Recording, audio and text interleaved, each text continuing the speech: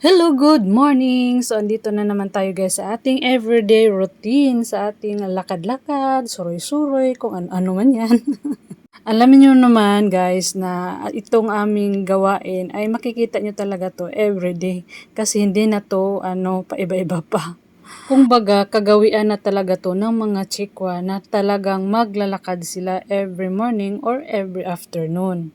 So, ganito kami dito guys, kaya routine na namin to. At ito yung area na dinadaanan namin ay pathway nga ito na nadadaanan ng mga tao. So, ito marami kasing kahoy kaya malilim siya at hindi masyadong mainit.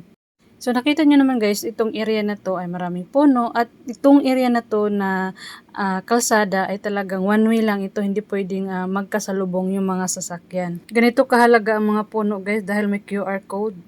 Since araw-araw din tayong kumain, maghahanda na naman tayo para sa tanghalian. Since may mga pagkain naman sa ref, atin na lang iinitin para naman makatipid tayo ng mga pagkain. Actually guys, kumakain naman sila ng mga leftover. At magdagdag na lang ako ng isang menu para naman maiba na naman yung panlasa nila sa araw na to. Kasi nga, syempre kahapon, puro naman yung gulay. At ngayon, magdagdag lang ako ng isda para maiba na naman ang panlasa nila. Yung kahapon kasi ay puro gulay, may sabaw at kung ano-ano pa. Iinitin ko na lang yan guys para makain nila. So ito yung isda guys na salmon. Aywan ko kung anong basa nito. Salmon. Binabad ko na yan guys sa tubig. At syempre nakaready na yung mga pagkain na ating iinitin. Letters, Angela and I love you.